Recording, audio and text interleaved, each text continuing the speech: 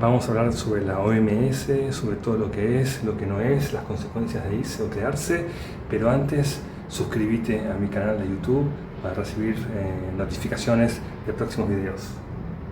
Bueno, estamos en este video para hablar uno de los temas, sobre uno de los temas candentes, que es el de la OMS, Organización Mundial de la Salud, del que Donald Trump, el primer día de su mandato, dio una orden ejecutiva de salir, y días después el presidente Javier Milei recorrió el mismo camino. Se habla mucho de estas cosas en las redes y a veces no sabemos, porque no sabemos sobre todo qué significa entrar, salir, irse, pelearse, qué corno hacen estas instituciones. Así que vamos a charlar con alguien que sabe algo del tema, acá con un amigo, el doctor Diego Bernardini. Él es doctor en medicina, es profesor universitario, bueno, es experto en diversas áreas que tienen que ver sobre todo con los adultos mayores, pero como consultor ha trabajado en diversas cuestiones y ha sido también consultor de la OMS, así que nos va a venir bien su mirada sobre la institución. Diego, ¿qué tal? Un gusto verte.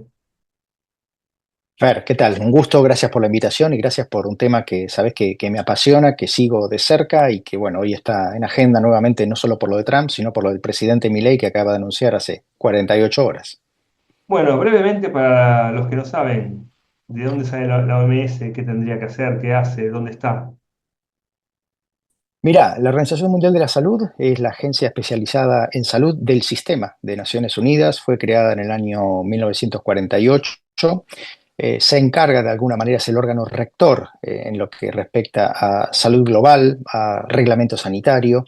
Está conformada por 194 países miembros y en este momento tiene oficinas de país en 147 países, más otras 6 oficinas regionales que, como lo dice la palabra, están ubicadas en diferentes regiones. Eso es básicamente la Organización Mundial de la Salud, cuyo headquarter, la casa matriz o la sede principal está en Ginebra, en Suiza. Perfecto. Bueno, digamos, uno podría pensar entonces que si el sistema de las Naciones Unidas, como vos dijiste, que creado después de la Segunda Guerra Mundial, tanto tiempo después ya está en una crisis general, esta organización también podría estar en una crisis. ¿O vos pensás que está cumpliendo la función para la cual fue creada? No, claramente. Yo creo que hay suficientes datos, que inclusive son datos para el público general que no está especializado, que de alguna manera ponen en cuestionamiento, y me voy a referir fundamentalmente a la Organización Mundial de la Salud, porque es donde trabajé, donde conozco, donde entiendo, y donde aparte, bueno, es mi área de interés, más allá de que hay un replanteo hacia todo el sistema de Naciones Unidas, ¿no? A ver, la Organización Mundial de la Salud fue creada en un momento muy diferente a lo que es en la actualidad, como buena organización, digamos, o como una fiel representante de la Organización de Naciones Unidas, ha tenido hitos históricos muy importantes. Solamente hace falta recordar lo que fue la viruela, el tratamiento de la tuberculosis, la conferencia de Alma-Ata, el marco convenio de lucha contra el tabaco, el reglamento sanitario internacional, pero también hay que decir que ha tenido fracasos estrepitosos, muchos de ellos vinculados a la falta de visión y a una mala gestión. Entre los últimos que podemos mencionar está claramente el tema de la pandemia del COVID, está el H1N1 en el año 2009, está la epidemia de ébola en África, de la cual en Occidente de alguna manera se supo o se habló poco, pero que de alguna manera también confrontó el apoyo que le quedaba en ese momento a la directora general, a la doctora Margaret Chan de China. Así que bueno, la realidad es que hoy el escenario de salud global, la arquitectura de la salud global en el mundo ha modificado, y eso se ha modificado de una manera muy determinante, y eso ha dejado a la Organización Mundial de la Salud en un rol secundario, eh, con desprestigio, con serios conflictos de intereses percibidos, pero también que son reales. Entonces, la realidad es que la Organización Mundial de la Salud fue creada en un momento donde la arquitectura global, o sea, la arquitectura de la salud global, los distintos actores, era muy diferente. En ese momento, la OMS era la única agencia Y hoy tenemos una arquitectura que está conformada primero por los organismos multilaterales, desde el Banco Mundial a nivel global hasta los bancos regionales como el Asiático o el Banco Interamericano de Desarrollo. Tenemos agencias o subagencias regionales como CARFA, que es la Agencia de Salud Pública del Caribe. Tenemos las fundaciones, Bill y Melinda Gates, que de hecho es uno de los tres principales donantes a la Organización Mundial de la Salud. Y después tenemos agencias especializadas, que se llaman agencias verticales, que toman determinadas áreas de la salud pública, como por ejemplo el Fondo Global de Lucha contra la Malaria, la Tuberculosis y el SIDA, o la Gavi, la Alianza Global de Vacunas e Inmunizaciones, que son estructuras muy verticales en el sentido que tienen un foco específico dentro de lo que es la salud pública, que por otro lado están muy bien financiadas y por supuesto al estar muy bien financiadas tienen alta capacidad técnica, porque tienen el foco puesto en un área específica y porque tienen los recursos humanos necesarios. Hoy la Organización Mundial de la Salud, por un tema que si querés después lo ampliamos, básicamente cuestión financiera, mandatos políticos, esa propia gobernanza engorrosa, puertas adentro que hay por el propio sistema de Naciones Unidas, hace que haya perdido impacto. Entonces hoy la complejidad del escenario de la salud pública global es mucho más grande, donde en el medio también empieza a jugar un rol cada vez más importante, lo que llamamos Global Health Diplomacy, que es la diplomacia global en salud, ¿no? Así que bueno, hoy el escenario es totalmente diferente y la Organización Mundial de la Salud se quedó relegada. Bueno, entonces digamos que la decisión de Trump inicialmente puede ser más considerada tipo política, ideológica, como una manifestación de una posición frente a lo que fue la pandemia, porque la verdad que con el tema de la pandemia, bueno, también me parece que es un tema que pasó muy rápido, ¿no? El tema de las responsabilidades, el tema de las cuarentenas, el tema de las vacunas, es como que fue intenso, pero después nada, es como que nada se supo más sobre las vacunas, sobre qué pasó con la Sputnik, qué pasó con la vacuna china, qué pasó con el origen de la... Bueno, la OMS siguió haciendo algo con eso. Mira, a ver, tres lecturas de esto que vos comentás. Lo primero es que lo del presidente Trump no es algo nuevo. Esto ya lo hizo en el 2020, cuando cortó las contribuciones de Estados Unidos, eh, así que no es algo nuevo.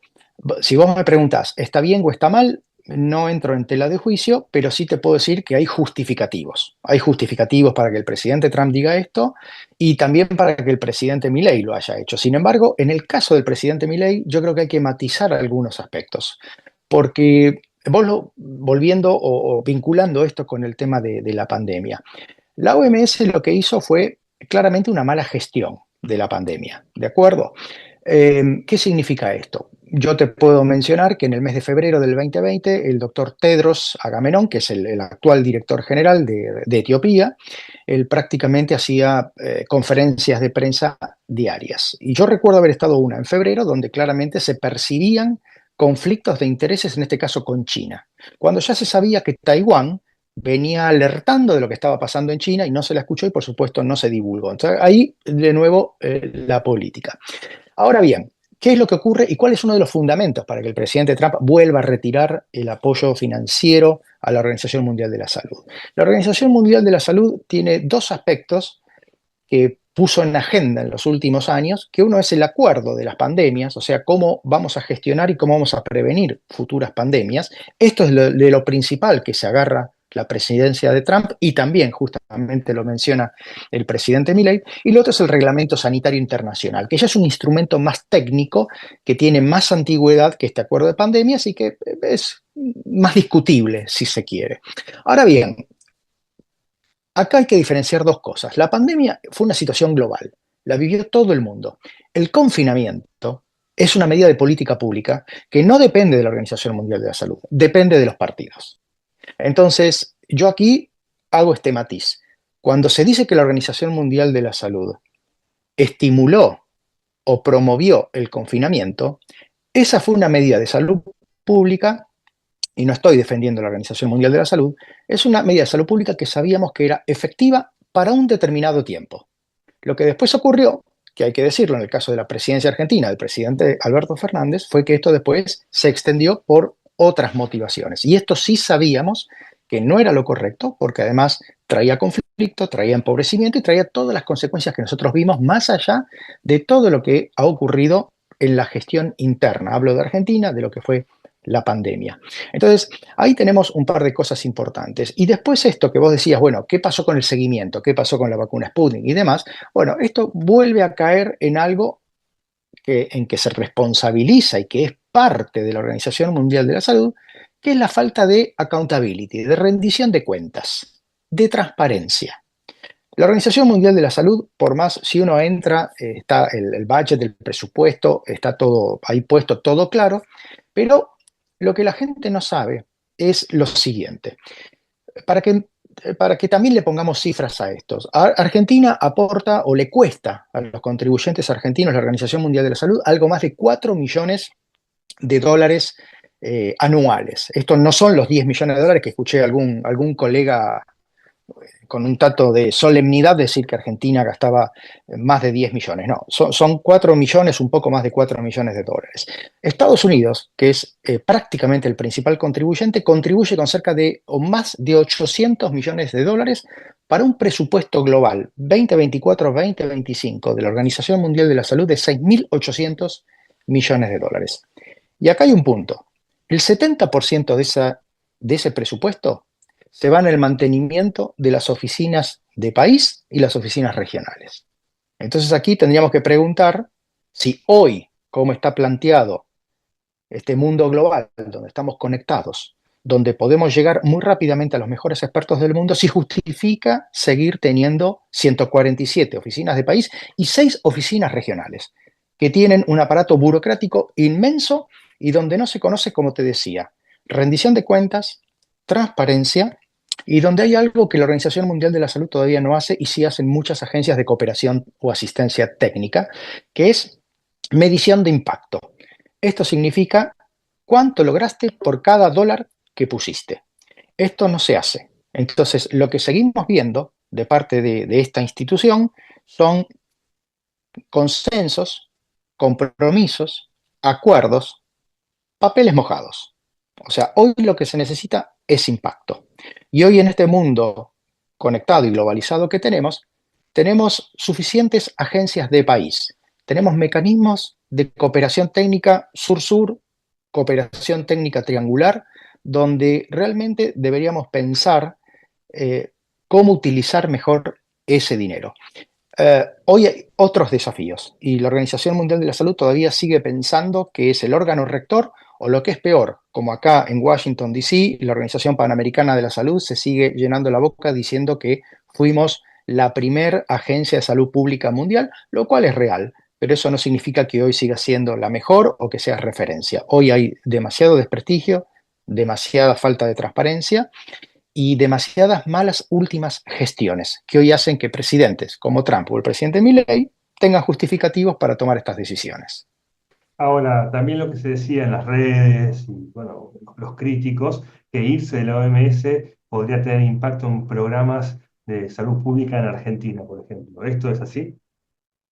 Mirá, si vos me preguntás, yo no creo que sea así. O sea, hoy acá también hay una cuestión que es importante mencionar. Hay dos niveles de análisis en esto.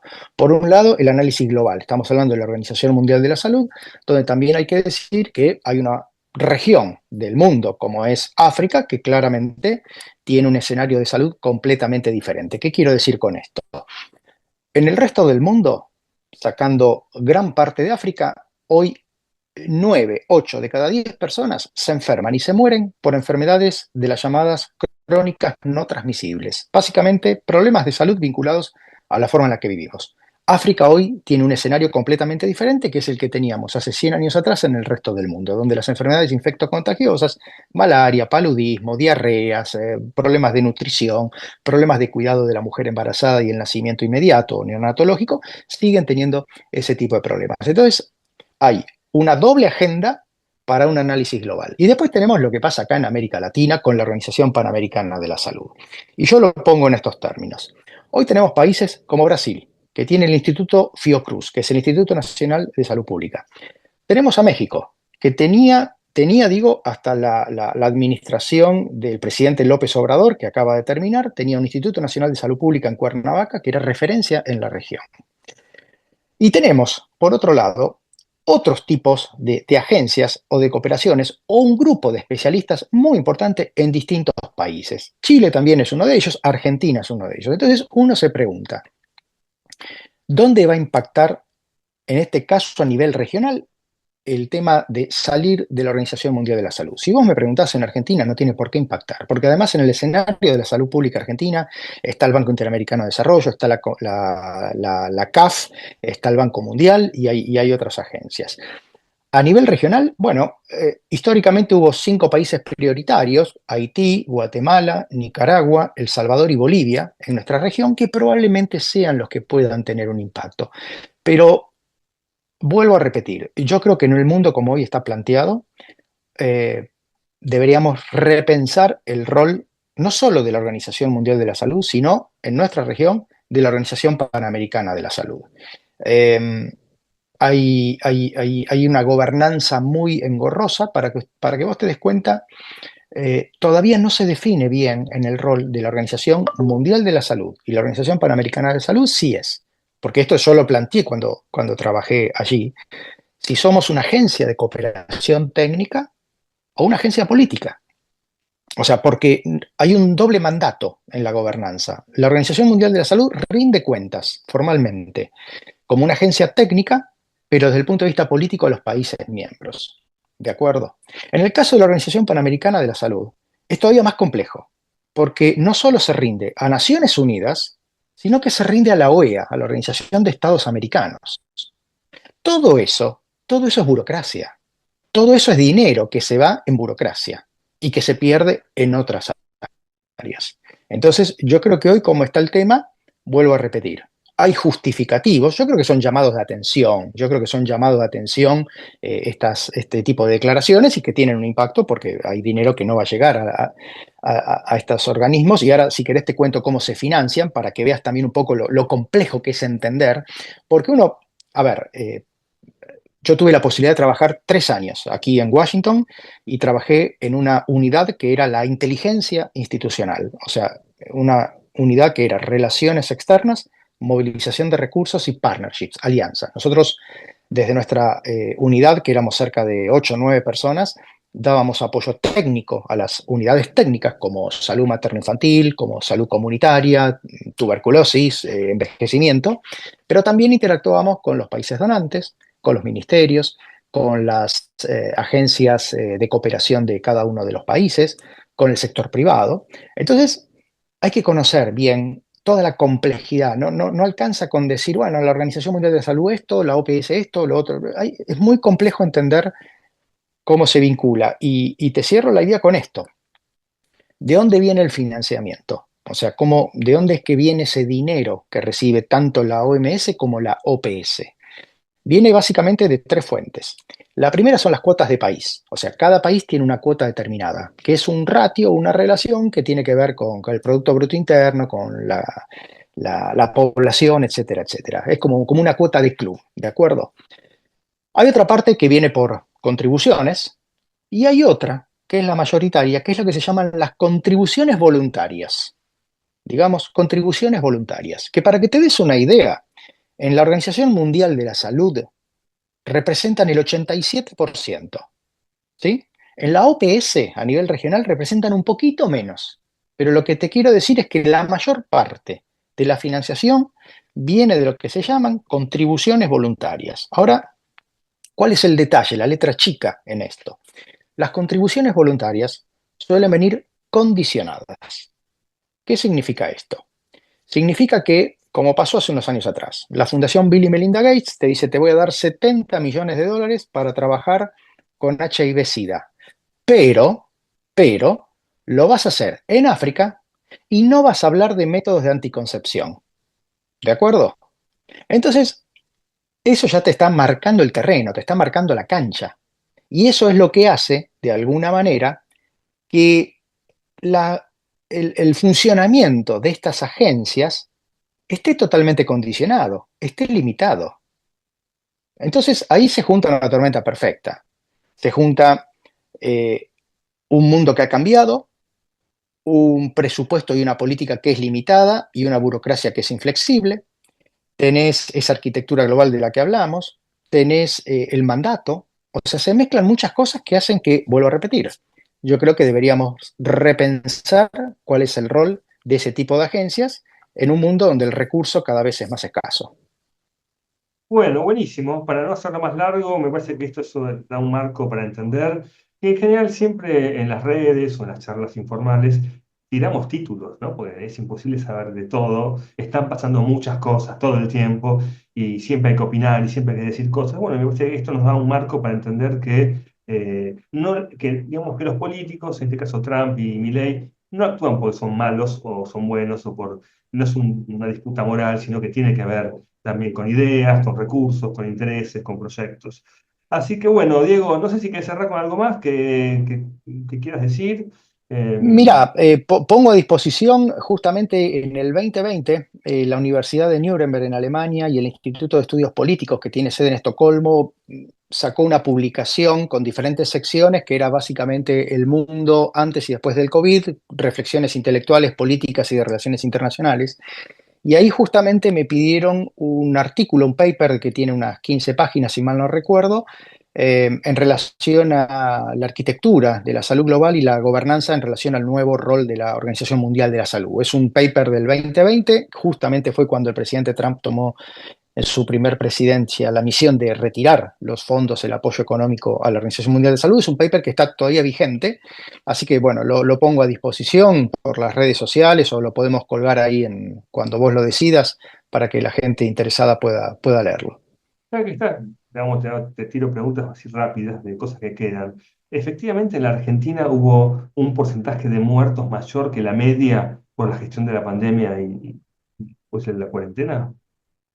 Mira, tendría que revisarlo. No tengo los últimos números. Sí, sí te puedo decir como médico que en la Argentina hubo más muertos de los que debería haber, que la gestión fue un error, que la gestión tiene nombre y apellido, no solo en Argentina, sino en muchos países. Hablando de Trump, yo creo que a Trump le fue mal en su primer reelección por la gestión que hizo de la pandemia, porque los números macroeconómicos le iban muy bien.